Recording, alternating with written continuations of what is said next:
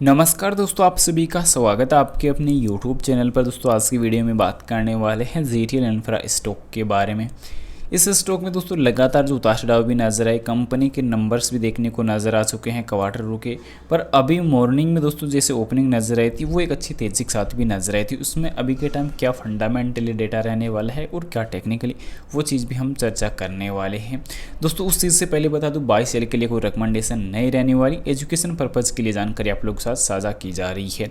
सबसे पहले इस स्टॉक की प्राइस पर अगर हम चर्चा करते हैं तो ₹2.02 पे आज का क्लोजिंग हमें देखने को मिला है और लास्ट क्लोजिंग भी सेम प्राइस पे था। पर आज के इंट्राडे में उतार चढ़ाव भी हमें काफ़ी ज़्यादा नज़र आ जाएंगे, क्योंकि ₹2.02 के साथ ओपनिंग थी, ₹2.07 इंट्राडे की टॉप प्राइस रही और ₹2 तक इस स्टॉक में गिरावट नजर आई।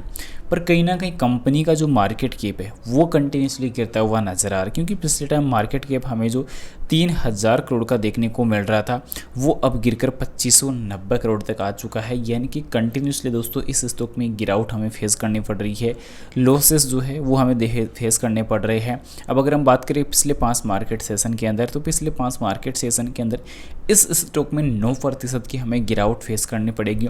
लास्ट एक महीने की अगर हम चर्चा करें तो 13% की गिरावट हमें नजर आएगी। 6 महीने की अगर हम चर्चा करें तो 30% से अधिक की जो गिरावट है वो फेस करनी पड़ेगी। और लास्ट 1 ईयर की अगर हम चर्चा करें तो 6 महीने के अंदर एक अच्छी तेज़ी देखने को नजर आएगी, क्योंकि 30% की एक अच्छी तेज़ी हमें नजर आएगी। पर लास्ट 1 ईयर का डेटा अगर देखते हैं तो इसमें 83.5% से अधिक की भी तेज़ी हमें नजर आ रही है। तो कंटिन्यूसली इस स्टॉक पे तो वैसी ग्रोथ अगर देखी जाए तो 1 ईयर में देखने को अच्छी नजर आई होगी, 6 महीने में नजर आई है, 5 सालों की अगर बात की जाए तो रिटर्न काफ़ी शानदार नजर आए हैं। तो ये चीज़ कहीं ना कहीं इंप्रूव भी होते हुए नजर आए हैं। पर दोस्तों इसके पीछे का एक जो राज जो सबसे मेन देखने को मिल रहा है कि कंपनी इंफ्रास्ट्रक्चर सेगमेंट में कंपनी कार्य करती है, और अभी कंटिन्यूसली अगर हम देखें तो कहीं ना कहीं कंपनी का जो नंबर्स अगर देखते हैं कंपैरिजन सेक्टर में, अगर देखा जाए इंफ्रास्ट्रक्चर सेक्टर में कंपनी का स्थान नंबर 3 पे बना हुआ है, क्योंकि नंबर 1 पे दोस्तों ITI जो कंपनी है वो भी बनी हुई है, साथ ही साथ उसके अलावा तेजस नेटवर्क, और नंबर 3 पे ZTL इंफ्रा। इसके बावजूद ZTL इंफ्रा को दोस्तों नंबर 3 होने के बावजूद दोस्तों कंटिन्यूसली इस स्टॉक पे लॉस जो है वो देखने को मिल रहा है।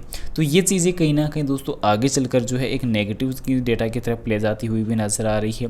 क्योंकि दोस्तों नेगेटिव में इस वजह से नहीं बोल रहा कि कंपनी में दोस्तों ग्रोथ नहीं हो रही, ग्रोथ इस वजह से नहीं हो रही कि दोस्तों कंपनी फ्यूचर प्लानिंग कुछ कर नहीं रही, क्योंकि जब तक फ्यूचर प्लानिंग अगर कंपनी नहीं करती है तो कहीं ना कहीं जो निवेशकों का जो ट्रस्ट है वो कंपनी के ऊपर बनेगा नहीं, और जब तक ट्रस्ट बनेगा नहीं तब तक दोस्तों इन्वेस्टमेंट करेंगे नहीं, और इन्वेस्टमेंट करेंगे नहीं तो क्योंकि दोस्तों कहीं ना कहीं मार्केट में भी अगर देखते हैं तो ये चीज़ें कहीं ना कहीं कैपेबिलिटी के साथ अगर देखें या कहीं ना कहीं आगे के उतार चढ़ाव को देखें तो वो चीज़ कहीं ना कहीं मार्केट पे देखने को ज़्यादा इफेक्टिव नज़र आती है। तो इसके पीछे कहीं ना कहीं कंपनी के अंदर कर्ज की सबसे बड़ी समस्या भी नज़र आ रही है, क्योंकि कंपनी का कर्ज तेज़ी से बढ़ रहा है, कंपनी का मार्केट कैप तेज़ी से गिर रहा है, कंपनी फ्यूचर प्लानिंग कुछ कर नहीं रही है, क्योंकि जब तक फ्यूचर प्लानिंग नहीं करेगी तब तक कंपनी को दोस्तों निवेशक जो है ट्रस्ट करेंगे नहीं। कंपनी को पहली चीज़ ये भी देखने को मिल रही है कि 2 से 3 साल से कंपनी को कोई प्रोजेक्ट भी नहीं मिला, तो इस वजह से कहीं ना कहीं जो कंपनी कर्ज में बढ़ रही है, मार्केट कैप में गिरावट आ रही है, तो वो चीज़ें भी इस वजह से नज़र आ रही है। फिलहाल आगे बढ़ने से पहले बता दो, चैनल पर नए हो दोस्तों चैनल को सब्सक्राइब कर लेना और बेल आइकन नोटिफिकेशन ऑल पर सेलेक्ट कर लेना। और साथ ही साथ दोस्तों इंपॉर्टेंट जानकारी, बाय सेल के लिए कोई रिकमेंडेशन नहीं रहने वाली, एजुकेशन पर्पज़ के लिए जानकारी आप लोग के साथ साझा की जा रही है। फिलहाल जो अभी के टाइम दोस्तों 6G को लेकर भी कुछ अपडेट निकल के आ रही है कि भारत की दूरसंचार क्रांति, जिसमें से दोस्तों ये देखने को मिल रहा है कि भारत दूरसंचार क्षेत्र की एक नई युग की दहलीज पर खड़ा है, क्योंकि अपने मोबाइल इंटरनेट इंफ्रास्ट्रक्चर में अभूतपूर्व वृद्धि और 6G तकनीक को नेतृत्व करने के लिए विजन से प्रेरित है। क्योंकि बड़े दूरसंचार बाजारों में दोस्तों एक रूप से भारत तेजी के प्रौद्योगिक अनुयायी में दोस्तों कंटिन्यूसली विकसित होता हुआ भी नजर आ रहा है। और मंत्री ज्योतिरादित्य सिंधिया ने साहसपूर्वक कहा कि 3G और 5G में दुनिया के साथ सफलतापूर्वक तालमेल रखने के बाद भारत में 6G तकनीक को नेतृत्व करने की क्षमता हो चुकी है। पिछले दशक में भारत ने दूरसंचार क्षेत्र में उल्लेखनीय वृद्धि भी की है।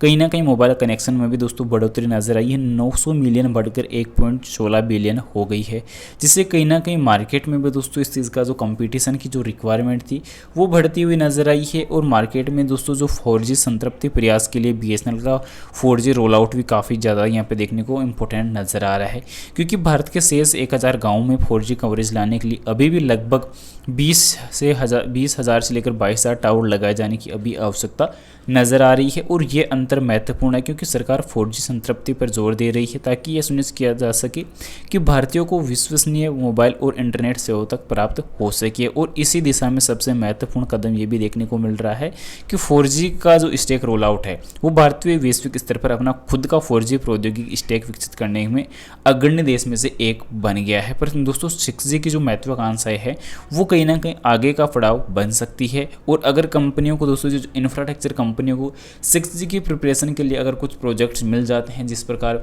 जो कि नंबर 3 पे दोस्तों ZTL इंफ्रा भी आती है, तो इंफ्रास्ट्रक्चर कंपनियों में टॉप 3 कंपनियों में ZTL इंफ्रा जैसी कंपनियों का स्थान अभी भी कंटिन्यूसली बना हुआ है। तो ये चीज़ कहीं ना कहीं इंपॉर्टेंट भी हो सकती है और कहीं ना कहीं कंपनी के लिए एक अच्छा डेटाबेस के तौर पर भी कार्य करती हुई नजर आ सकती है। तो ये चीज़ हमें ध्यान रखने की आवश्यकता है क्योंकि लगातार कंपनी ZTL इंफ्रा का कंपैरिजन मैंने आप लोग को इसी वजह से बताया था कि नंबर 3 पे अभी स्थान बना हुआ है। पर अभी उतार चढ़ाव भी है, कहीं ना कहीं नेगेटिविटी भी है कंपनी के अंदर, तो कहीं ना कहीं पॉजिटिविटी भी है। मैं ये नहीं बोल रहा कि फिलहाल अभी कंपनी के अंदर सभी चीज़ नेगेटिव है, मार्केट में पॉजिटिविटी भी है, कंपनी की कुछ पॉजिटिविटी है, कुछ जो एक्सपेक्टेशन है इन्वेस्टरों की वो चीज़ भी इंपॉर्टेंट है। तो ये चीज़ हमें ध्यान रखने की आवश्यकता है।